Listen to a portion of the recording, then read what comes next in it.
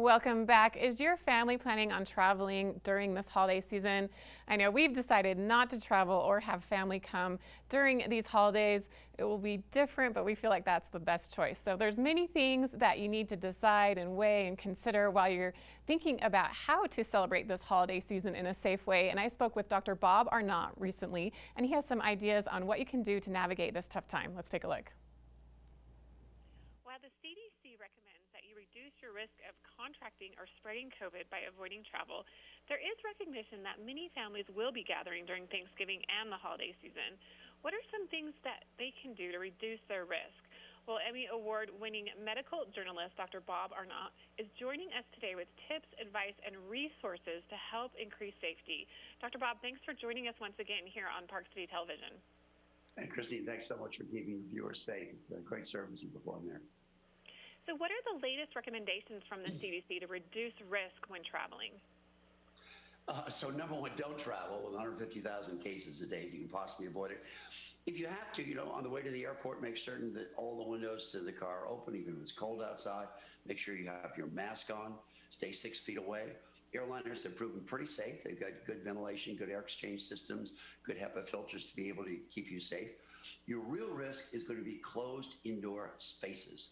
For instance, even this room I'm in here, if I measure the CO2 in the air, which is the best way to gauge how stale the air is or how much circulation you have, quite quickly it becomes quite unsafe.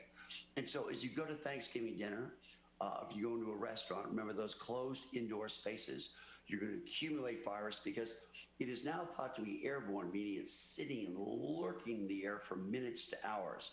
So if you're going to have Thanksgiving dinner, and it's not recommended, if you're going to have friends and relatives open all the doors, open all the windows, get great air circulation.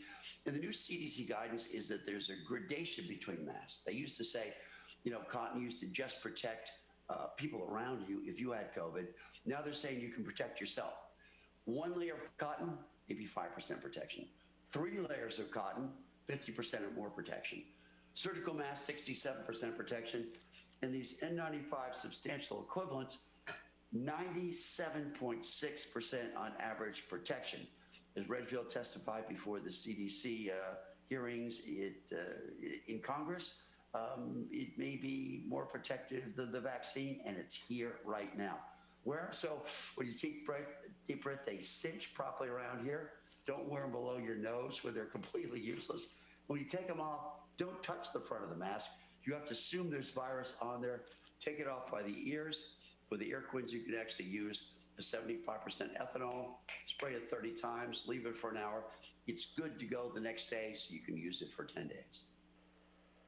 And what about keeping your mask clean and sanitized? So if you have a cotton mask, make sure that you wash it every night. Nice hot water, full cycle, nice hot air in the dryer. The heat does kill the virus. With a cloth mask, and again with the air queens, the 75% ethanol is what they use in hospitals for the N95 masks, and these N95 substantial equivalents would actually last better over 10 days than the N95 mask. So that's key, and make sure you take it off by the straps. So you're touching the front of the mask. Remember, these masks are trapping virus. They're not repelling virus. And so you have to assume they're there. And the key thing, Christine, is that if you've been on a long meal, if you've been on an airplane flight, if you've been in a car with people for a long time, take that mask off, put a new mask on. You have to assume there's virus on it.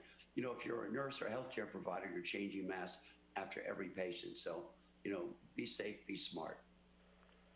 And what about any gift ideas that can help family members stay safe if they're visiting during the holidays? So, I bought 1,500 of these Air Queen masks, and I have given them to the local school. I get them for the local police department.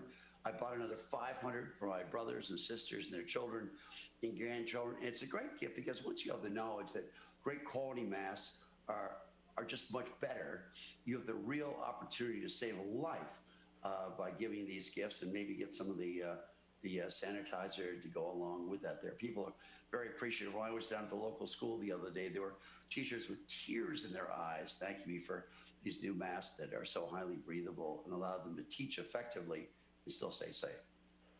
Any other tips for us, and where can we find out more about all this important information you've shared with us today?